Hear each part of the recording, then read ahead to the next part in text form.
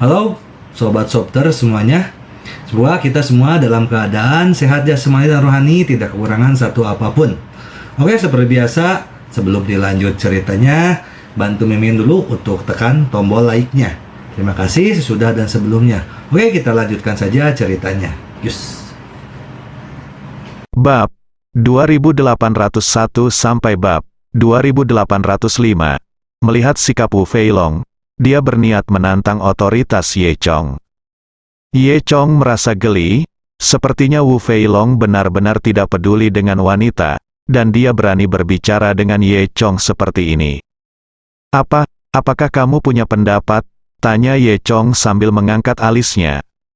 Wu Feilong segera menyadari bahwa dia baru saja kehilangan kesabaran, dan berkata dengan cepat, tidak, haha, saya pikir Tuan Ye, Anda hampir makan, mengapa kita tidak naik dan bermain? Lantai 2 di atasnya penuh dengan kesenangan, iya.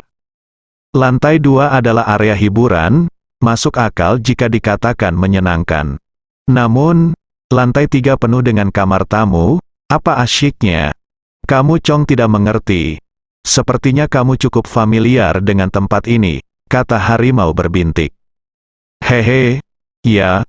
Wu Feilong kembali menunjukkan ekspresi bangga. Sebenarnya, Jingdong Entertainment ini juga memiliki saham di sekte Yinwu kita. Jadi begitu, Banhu berkata sambil tersenyum. Tidak heran Jingdong Entertainment ini melakukan hal seperti itu hal yang besar, sepertinya pasti ada banyak kekuatan dari sekte Yinni.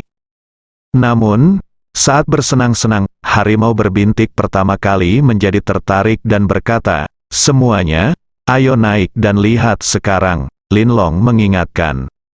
Dengan serius, harimau berbintik, kamu harus menahan diri, jangan hanya bermain-main dan lupakan bisnis.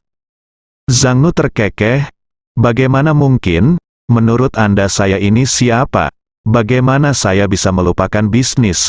Apa yang kita lakukan sekarang adalah bisnis, menemani Tuan Ye bersama Anda adalah bisnis, meskipun itu adalah apa yang dia katakan.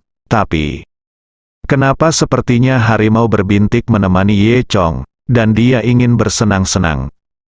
Lin Long juga terdiam. Setelah itu, Banhu membawa Lin Long dan Ye Chong ke lantai 2. Sesampainya di lantai 2, saya menemukan ada pemandangan berbeda di sini. Berbeda dengan restoran yang tenang dan nyaman di lantai 1, lantai 2 terkesan sangat bising.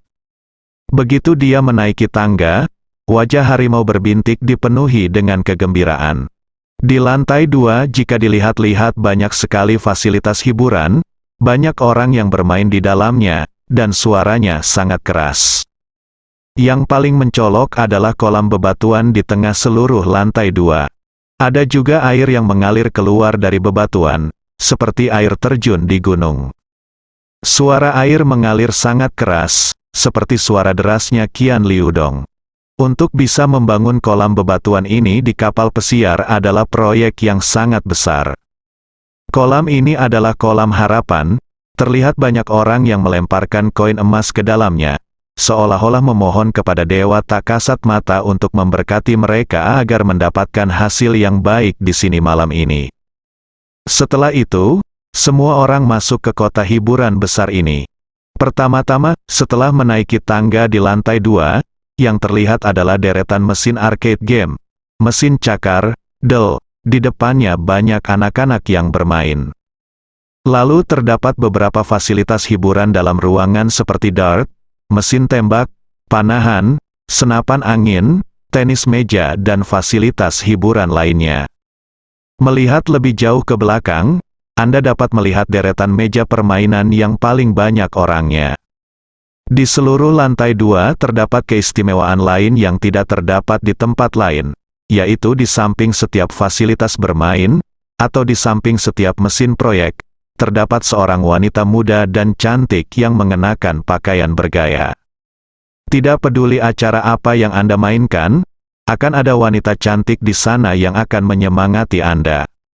Ye Chong melihat seorang pria berminyak tidak jauh dari sana yang melemparkan anak panah dan mengenai ring ke-10. Pria itu botak dan mungkin berusia 40-an. Setelah dia memukul bola, wanita muda di sebelahnya bertepuk tangan dan bersorak, "Saudaraku, kamu hebat, luar biasa, aku sangat mengagumimu, Paman Parubaya itu." Tampak bahagia, dan dia sangat bahagia ketika dia dikisahkan oleh wanita cantik ini, lalu dia memeluk orang tersebut. Wanita cantik itu tidak melawan, dia tetap tersenyum dan membiarkan pamannya menggendongnya dan berjalan ke atas. Ye Chong sekarang akhirnya memahami perlunya kamar bintang 5 di lantai atas. Kota hiburan di sini ternyata tidak sesederhana kelihatannya, melainkan mencakup segala macam proyek hiburan. Orang-orang yang datang ke sini untuk bermain semuanya berpakaian bagus dan tampak sangat serius pada awalnya. Nanti kalau lagi bahagia, saya peluk dan peluk wanita-wanita cantik yang menemani saya. Lalu langsung saya peluk mereka di atas, tentu saja konsumsi saya meningkat secara eksponensial. Ye Chong memandangi wajah macan tutul yang ceria, sepertinya dia sudah lama tahu bahwa ini adalah tempat seperti itu. Zhou Qiong di sebelahnya menggelengkan kepalanya dengan ekspresi jijik. Lin Long, sebaliknya, terlihat sangat serius. Pada saat ini, Wu Feilong tiba-tiba berkata kepada Ye Chong, "Karena Anda di sini, semua orang dapat memainkan apapun yang Anda inginkan. Itu semua milik saya. Tuan Ye, mengapa kita tidak bermain dart? Faktanya, dart adalah apa yang..." Wu Feilong adalah yang terbaik dalam hal itu. Sekte Yinwu dikenal karena sifat berbahayanya, jadi senjata tersembunyi secara alami sangat diperlukan. Dan Wu Feilong bisa dikatakan paling akurat dan terbaik dalam melempar senjata tersembunyi di Sekte Yinwu, dengan hampir 100 pukulan. Melempar anak panah jauh lebih sederhana daripada melempar senjata yang disembunyikan, jadi anak panah adalah hal yang mudah. Dia ingin bersaing dengan Ye Chong, secara nominal hanya untuk bersenang-senang, namun nyatanya, dia juga ingin menunjukkan wajahnya di depan Zhou Qiong. Jika dia mengalahkan Kaisar Pedang, itu akan cukup baginya untuk dibanggakan selama sisa hidupnya. Anak panah, Ye Chong memandangi wanita cantik yang berdiri di depan mesin panah. "Haha, hanya untuk bersenang-senang, tidak masalah jika kamu tidak tahu bagaimana melakukannya," kata Wu Feilong. Melihat Ye Chong tidak menjawab, anak laki-laki di sebelahnya mengira Ye Chong ketakutan. Untuk menyenangkan Wu Feilong, dia buru-buru berkata, "Apa, Tuan Ye? Apakah Anda takut? Izinkan saya memberitahu Anda. Meskipun Anda mengaku sangat kuat dalam ilmu pedang, menggunakan pedang berbeda dengan menggunakan anak panah. Ada banyak cara untuk melakukannya. Jika Tuan Ye tidak mengerti, dia mungkin takut kalah dari kakak tertua kita. Kau tahu, kakak tertua kita dikenal sebagai Xiao Li Fei Dao di dunia panah." "Memalukan," kata anak laki-laki lain. Spotted Tiger dan Lin Long memandang kedua adik laki-lakinya, bertanya-tanya apakah kedua orang ini sakit jiwa. Untuk menyenangkan Wu Feilong, mereka bahkan mengatakan ini kepada Ye Chong, setelah mereka mengetahui bahwa Ye Chong adalah Kaisar Pedang. Tampaknya orang-orang kecil tingkat rendah ini tidak tahu tentang kata Kaisar Pedang. Begitu kedua adik laki-laki itu selesai berbicara, Wu Feilong memarahi, "Diam, kamu orang-orang bodoh, bagaimana kamu bisa berbicara dengan Tuan Ye?" Meskipun dia mengatakan ini, tidak ada tanda-tanda omelan di wajah Wu Feilong. Artinya, sebaliknya, dia tampak sangat bangga. Kemudian, dia segera berkata kepada Ye Chong, "Tuan Ye, saya benar-benar minta maaf. Kedua hal ini tidak dapat dibicarakan. Anda tidak dapat berada pada level yang sama dengan mereka." Ye Chong tentu saja tidak akan berada di level yang sama, setingkat dengan kedua adiknya. "Hei, jangan khawatir Tuan Ye, ayo bersenang-senang saja. Bagaimana?" lanjut Wu Feilong. Ye Chong memandang Wu Feilong, dan sepertinya dia tidak terlalu yakin pada dirinya sendiri, dan sepertinya ingin menang melawannya sekali. Ye Chong tersenyum sedikit dan harus mengatakan bahwa Wu Feilong sangat berani.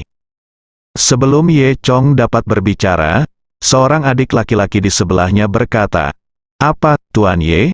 Tidakkah Anda berani bermain-main dengan bos kami karena takut kalah? Ini benar-benar tindakan putus asa. Untungnya, Ye Chong terlalu malas untuk bertemu orang-orang seperti itu. Ye Chong tersenyum, oke. Karena kamu sangat ingin bermain, maka aku akan bermain denganmu. Melihat Ye Chong setuju, Wu Feilong menunjukkan ekspresi bersemangat, seolah-olah dia telah melihat bahwa dia telah mengalahkan Ye Chong. Setinggi itu, tampilan bersemangat. Ye Chong menggelengkan kepalanya diam-diam. Wu Feilong sepertinya sedang mencari kematian. Spotted Tiger mendengar bahwa Ye Chong dan yang lainnya akan bermain dart. Dia menggelengkan kepalanya dan berkata, saya tidak tertarik dengan dart ini. Anda bisa bermain di sini. Kita harus maju ke depan untuk bermain. Setelah itu, Spotted Tiger tidak sabar, menyeret Lin Long. Mereka berdua berjalan menuju area kasino. Ye Chong hanya tersenyum dan tidak peduli. Tuan Ye, ayo kita undang dia, kata Wu Feilong berpura-pura sopan. Kemudian, Wu Feilong, Ye Chong dan yang lainnya datang ke mesin panah. Tentu saja Zhou Qiong terus mengikuti Ye Chong.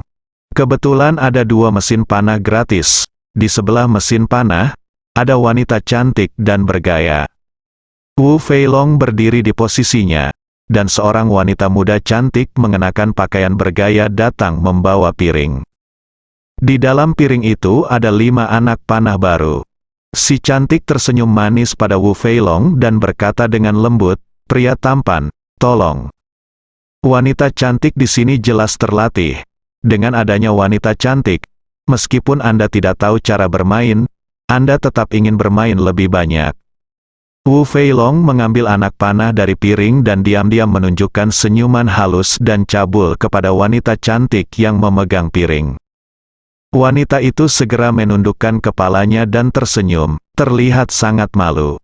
Kemudian, Wu Feilong menjentikkannya dengan santai, dan sebuah anak panah dilepaskan dengan suara, "Wuse." Kemudian, anak panah tersebut secara akurat mengenai papan panah yang jaraknya 10 meter, tepat sasaran. Hal ini langsung membuat semua orang bertepuk tangan.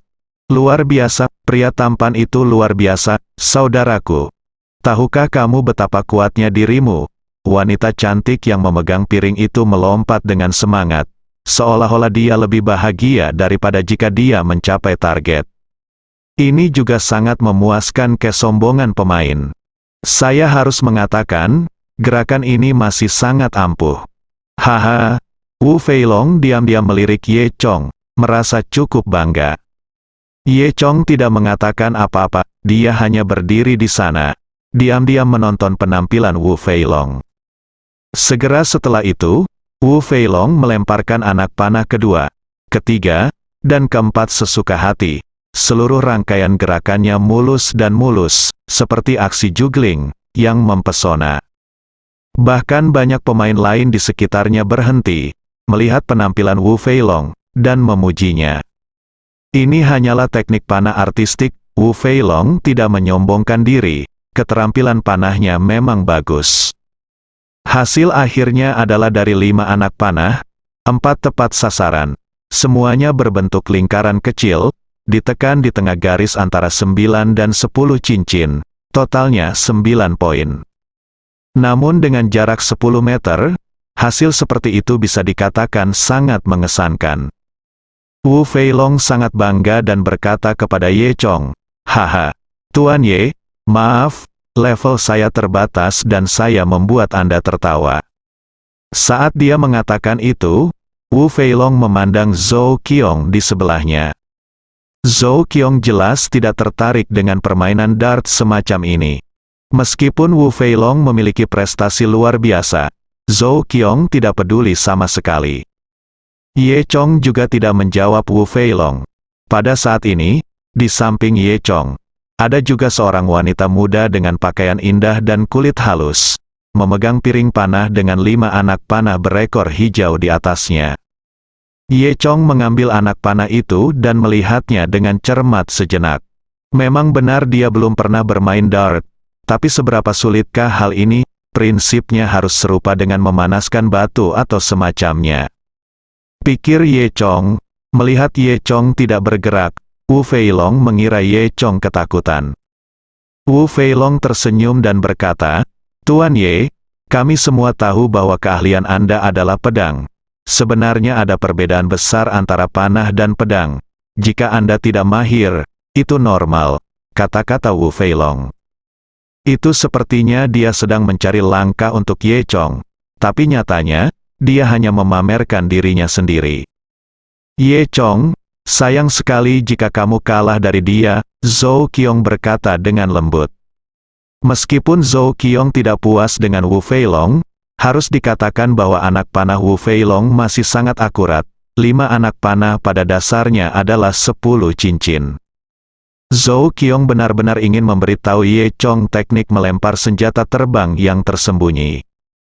Namun, sebelum Zhou Qiong bisa mengatakan apapun, Ye Chong mengambil 5 anak panah dan melemparkannya dengan santai. Ketika mereka melihat 5 anak panah terbang pada saat yang sama, yang dipikirkan semua orang adalah, apakah Ye Chong menyerah? Ini jelas kacau. Semua orang berpikir, Wu Feilong bahkan lebih bangga di hatinya. Sepertinya inilah yang terjadi pada Kaisar Pedang. Biarkan dia dipermalukan di depan Nona Zhou kali ini dan beritahu Nona Zhou bahwa Kaisar Pedang terkadang gagal. Jadi dia mungkin punya pandangan baru tentangku. Namun, sebelum pikiran Wu Feilong terlintas, kelima anak panah Ye Chong telah melewati udara dan dimasukkan ke dalam pasar satu demi satu. Ketika semua orang melihat lebih dekat pada dis tersebut, mereka semua tercengang. Saya melihat kelima anak panah itu dimasukkan dengan kuat ke dalam cakram. Anak panah pertama mengenai bagian tengah dari 10 cincin. Anak panah kedua menempel pada ekor anak panah pertama yang sangat tipis. Anak panah ketiga mengenai ekor anak panah kedua. Anak panah keempat menempel di ekor anak panah ketiga. Anak panah terakhir mengenai ekor anak panah keempat. Dengan cara ini, kelima anak panah itu terhubung erat dalam satu garis. Saat melihat pemandangan ini, bahkan Xiao Li Fei Dao di dunia panah pun tercengang. Bahkan jika dia melemparkannya satu persatu, mustahil untuk mencapai efek ini. Ye Chong benar-benar membuang semuanya. Seberapa hebatkah yang diperlukan untuk mengendalikan kekuatan dan menguasai keterampilan untuk mencapai hal ini? Melihat ini, Zhou Qiong tidak hanya memuji, "Ye Chong, kamu luar biasa, kamu pantas menjadi orangnya." Kemudian, Zhou Qiong memandang Wu Feilong dan mencibir. Cemoohan ini jelas-jelas mengejek Wu Feilong, dan dia berani bunuh diri untuk menganggap Ye Chong dibenci, yang hanya meminta penghinaan diri. Wu Feilong mengertakkan giginya dengan marah, seolah dia melihat Zhou Qiong berkata, "Bagaimana? Apakah kamu masih berani meremehkan Ye Chong? Kamu tidak tahu harus berbuat apa? Sekarang kamu tahu betapa kuatnya Lord Ye Chong, kan? Dibandingkan dengan Ye Chong, kamu bukan apa-apa." Wajah Wu Feilong berubah karena marah, tapi dia tidak bisa berkata apa-apa. Hasilnya terlalu jelas. Itu hanya 2 tingkat. Wu Feilong tidak bisa berkata apa-apa. Siapa yang mengira Ye Chong memiliki kemampuan untuk mengubah anak panah menjadi garis? Di samping Ye Chong, wanita cantik yang sedang melempar anak panah bersama Ye Chong terus bertepuk tangan. "Tuan, Anda sangat kuat. Anda bisa melempar anak panah sejauh ini. Anda sangat kuat," kata si cantik. Akibatnya, setelah si cantik mengambil beberapa gambar, dia melihat ekspresi jahat Wu Feilong di sebelahnya. Dia sangat ketakutan sehingga dia segera menutup mulutnya dan menundukkan kepalanya tanpa berani berbicara. Tentunya, kecantikan ini juga mengetahui bahwa Wu Feilong memiliki posisi penting di kapal pesiar Jingdong dan tidak berani menyinggung perasaannya. Ye Chong tersenyum dan mengabaikan Wu Feilong dan yang lainnya. Sebaliknya, dia membawa Zhou Qiong dan mereka berdua ke area kasino untuk menemukan Lin Long dan Spotted Tiger. Ketika Ye Chong menemukan kedua orang itu, dia melihat wajah harimau berbintik itu penuh kecemasan. Rambutnya acak-acakan, dan matanya merah. Meski ada wanita cantik di sampingnya yang terus menuangkan air untuknya dan membaca kartu bersamanya, hal itu tidak membuat Macan Tutul sangat senang. Pada saat ini, Macan Tutul tampak seperti seorang penjudi di kasino, yang telah jatuh ke dalam kegilaan. Linlong memperhatikan Harimau Tutul dari samping dan mencoba membujuk Harimau Tutul itu, tetapi tidak ada gunanya. Dilihat dari penampilan Macan Tutul, ia tidak berbeda dengan penjudi biasa lainnya. Nampaknya betapapun cakapnya Anda, selama Anda terjun ke kasino ini, Anda akan menjadi seorang penjudi. Hal ini menunjukkan bahwa kekuatan kasino ini dan kendalinya terhadap sifat manusia sungguh menakutkan. Siapapun yang datang ke sini, diperkirakan setelah beberapa putaran, dia tidak akan bisa mengendalikan diri. Sebagus apapun rencananya sebelumnya, itu akan sia-sia. Tentu saja Ye Chong pengecualian, karena dia selalu bisa menang. Jika Ye Chong juga kalah, dia sendiri tidak bisa menjamin apakah dia bisa tetap tenang di kasino. Ye Chong berjalan mendekat dan melihat harimau berbintik seperti ini dan bertanya, apa yang terjadi? Baru kemudian Linlong melihat Ye Chong dan Zhou Qiong. Oh, Tuan Ye, Anda di sini. Saya tidak mengerti bagaimana cara membujuk Harimau Tutul ini. Datang dan bujuk dia. Orang ini sudah kehilangan 10 juta dan dia tetap tidak mau berhenti, kata Linlong. Bagi orang awam, 10 juta mungkin sudah lama bangkrut. Spotted Tiger tidak terlalu peduli dengan 10 juta. Tapi betapapun kayanya dia, jika dia kalah seperti ini, dia mungkin akan kehilangan segalanya. Memikirkan hal ini, Ye Zhan tiba-tiba mengklik alis Spotted Tiger. Detik berikutnya, Macan Tutul tiba-tiba merasakan nafas segar mengalir ke otaknya. Dan kepalanya yang sudah mudah tersinggung tiba-tiba merasakan kejernihan, dan pikirannya tiba-tiba sadar.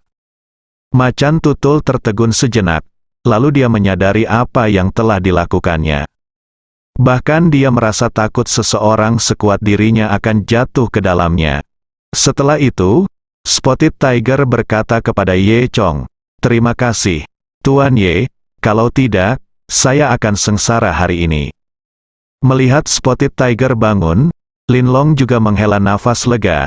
Kalian masih mengikuti saya? Anda berbicara tentang perjudian untuk bersenang-senang. Saya pikir Anda akan mempertaruhkan hidup Anda jika Anda berjudi seperti ini. Harimau berbintik menggaruk kepalanya. Saya juga tidak mengharapkan ini. Pada saat ini, orang lain masih berteriak di meja perjudian. Melihat para penjudi gila ini, Spotted Tiger menggelengkan kepalanya. Babak baru dimulai, dan bandar yang bertanggung jawab melempar dadu memandang Macan berbintik. Tuan, apakah Anda masih ingin memasang taruhan? Macan berbintik dengan cepat menggelengkan kepalanya dan berkata, apa-apaan ini, saya tidak mau bermain lagi. Gadis pendamping di sebelahnya terlihat sangat menyesal. Oh Pak, kenapa kamu tidak berhenti bermain? Kamu sangat kuat. Sayang sekali jika tidak bermain. Saya juga ingin sampai jumpa membunuh semua orang. Apakah kamu benar-benar tidak akan bermain lagi? Macan Tutul terkekeh, saya tidak akan bermain lagi. Saya pasti tidak akan bermain lagi. Ketika Macan Tutul hendak mengatakan sesuatu yang lain, gadis itu wajahnya berubah, dan dia pergi. Jika Spotted Tiger berhenti bermain, itu tidak ada gunanya, jadi dia pergi mencari orang lain. Spotted Tiger juga tidak bisa tertawa atau menangis, dan memarahi dirinya sendiri. Sialan, kupikir kita bisa menjalin hubungan. Pada saat ini, Wu Feilong dan yang lainnya datang lagi. Wu Feilong berkata kepada Ye Chong, apa, Tuan Ye? Apakah Anda suka berjudi? Apakah Anda tertarik bermain beberapa permainan? Saya akan bermain dengan Anda. Tampaknya Wu Feilong tidak bertekad untuk menyerah dan ingin bersaing dengan Ye Chong. Pada saat ini, adik laki-laki di sebelahnya mulai berbicara lagi. Anda tidak tahu, keterampilan berjudi kakak tertua kami sangat luar biasa. Dia hanyalah Ranfat Brother di industri kasino. Ya, Tuan Ye. jika kita berbicara tentang keterampilan berjudi. Kamu pasti tidak akan bisa membandingkannya dengan kakak laki-laki kita. Namun, tidak ada yang bisa menandingi kakak laki-laki kita. Jadi Tuan Ye, meskipun kamu kalah, itu tidak akan memalukan. Lagi pula, kamu tidak pandai dalam hal itu. Dia mengatakan ini lagi. Wu Feilong terus memarahi, apa, kamu bajingan? Apa yang kamu bicarakan? Apakah Tuan Ye takut berjudi dengan saya?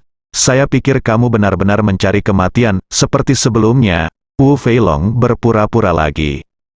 Ye Chong tersenyum tipis, mengira Wu Feilong lah yang mencari kematian.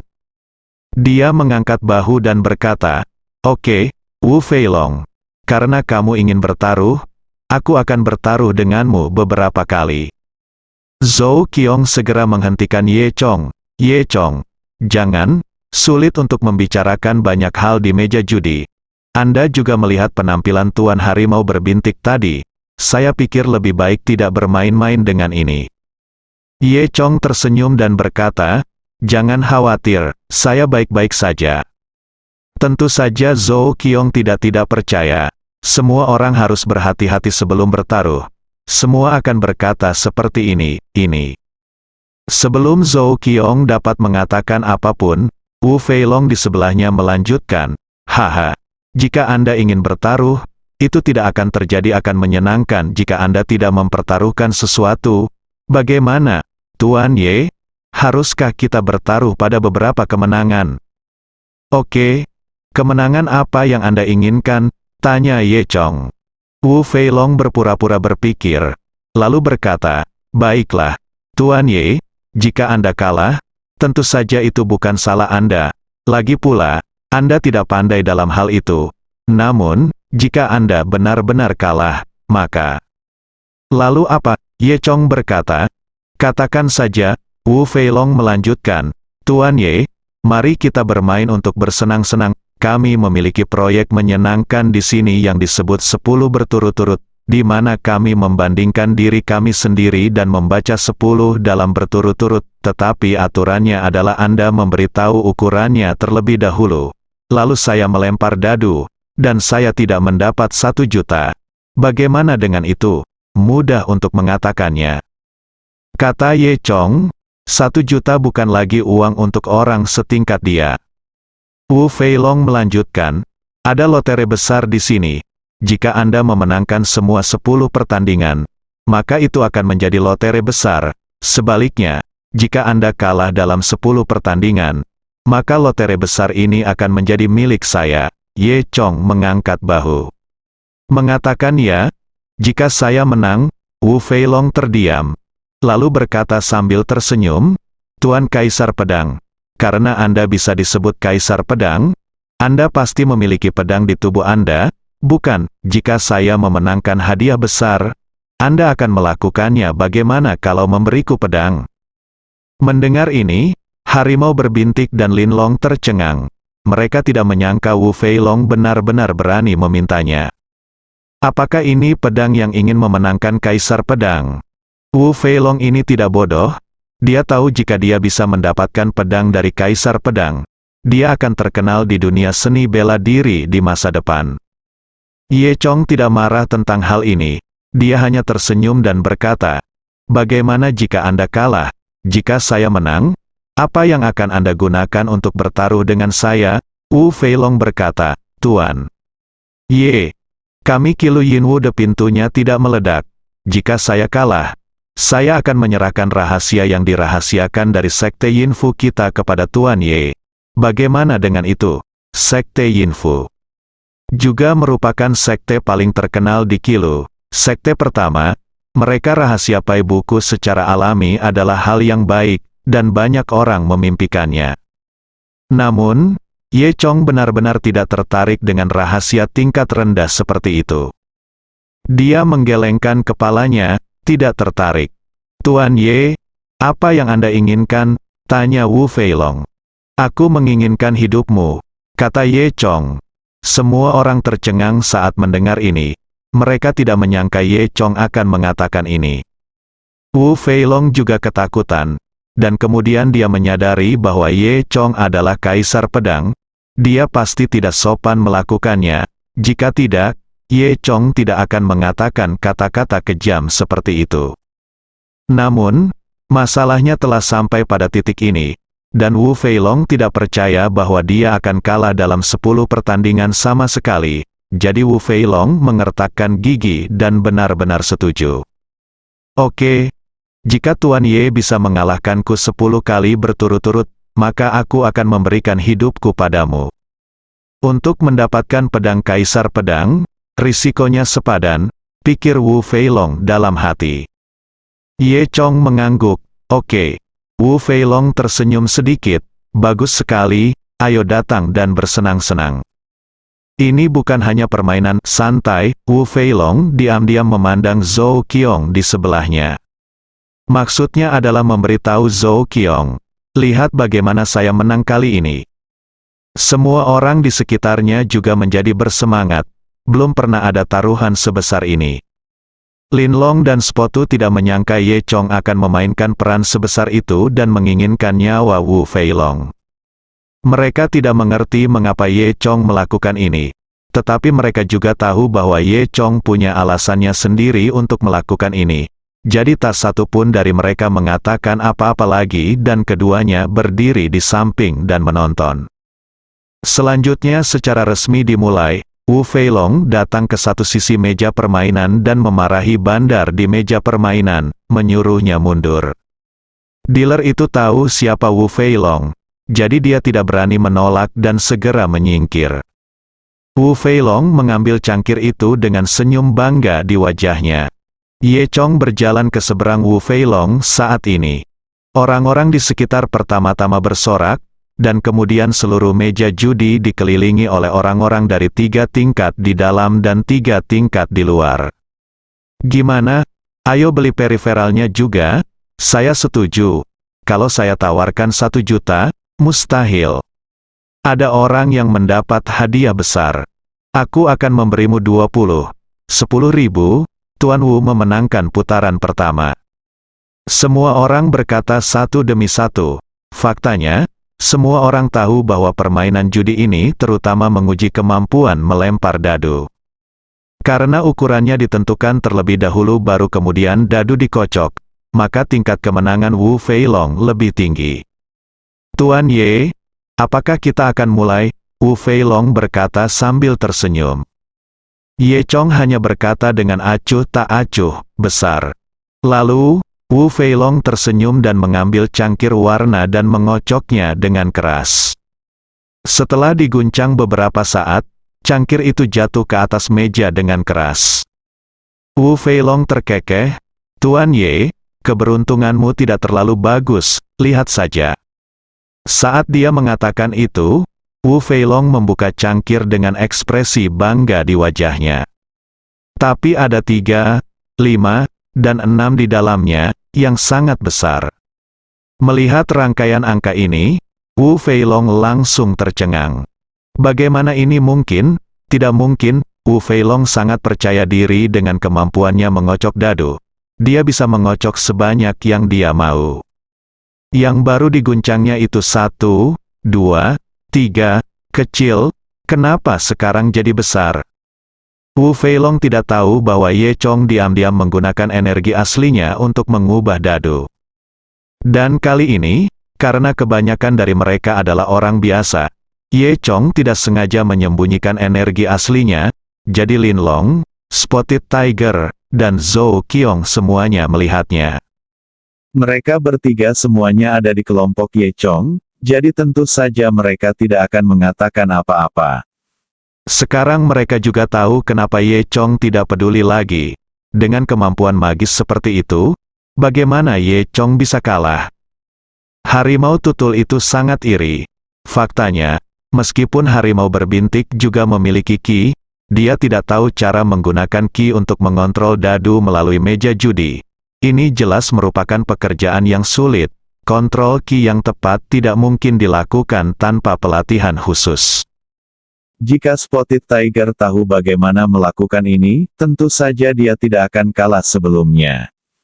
Di game pertama, Ye Chong menang. dan di babak ini saja, harapan Wu Feilong untuk mendapatkan pedang Ye Chong telah hancur. Selanjutnya, satu-satunya pertanyaan adalah apakah hadiah besar akan jatuh ke tangan Ye Chong. Di game kedua, Ye Chong masih mengatakan, besar, tapi kali ini Wu Feilong dengan hati-hati mengocok yang kecil, tapi setelah membukanya, tetap saja yang besar. Pada game ketiga dan keempat, serta beberapa game berturut-turut, hasilnya sangat besar. Sudah 9 putaran, dan Ye Chong selalu mengatakan itu besar, tetapi Wu Feilong yakin bahwa setiap kali dia melempar dadu itu berubah menjadi kecil, tetapi setelah dibuka, ternyata menjadi besar. Jika seseorang yang tidak mengetahui hal ini melihatnya, mereka akan mengira bahwa kedua orang tersebut bekerja sama untuk menipu. Situasi ini sangat jarang terjadi dalam 1 abad. Wu Feilong tidak mengerti bagaimana ini bisa terjadi.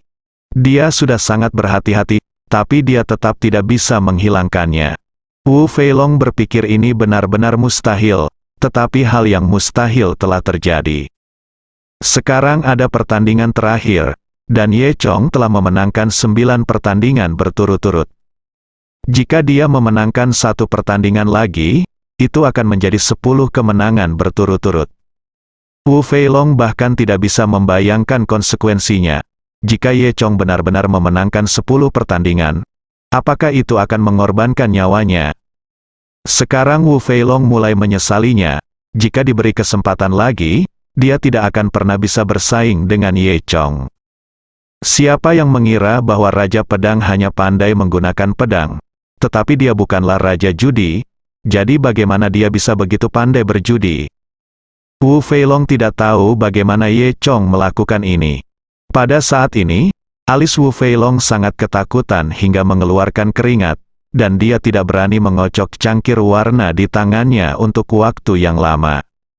Pada saat ini, Ye Chong berkata kepada Wu Feilong, kalimat terakhir lebih baik, mari kita mulai dengan cepat. Wu Feilong berdiri di sana, tampak gemetar. Ye Chong mendengus dingin. Apakah kamu tidak berani? Jika kamu menyerah, bahkan jika kamu kalah, aku akan membunuhmu sekarang. Kata-kata Ye Chong sepertinya memiliki niat membunuh, yang mengejutkan Wu Feilong. Baru sekarang Wu Feilong menyadari bahwa Ye Chong tidak bercanda dengannya. Dia sangat menyesalinya sekarang, memikirkan kekuatannya sendiri, dan kemudian memikirkan kekuatan Ye Chong. Beraninya dia bersaing dengan Ye Chong, aku benar-benar dibutakan oleh lemak babi, dan aku masih menginginkan pedang Kaisar Pedang. Namun, Wu Feilong sudah terlambat untuk menyesalinya sekarang. Dia hanya bisa berdoa agar dia bisa menang. Kemudian, dia mulai mengocok cangkirnya dengan kuat. Kali ini tangannya mulai gemetar. Setelah gemetar selama lebih dari 10 detik, Wu Feilong meletakkan cangkirnya dan menarik napas dalam-dalam, lalu dia membuka cangkirnya. Bersambung.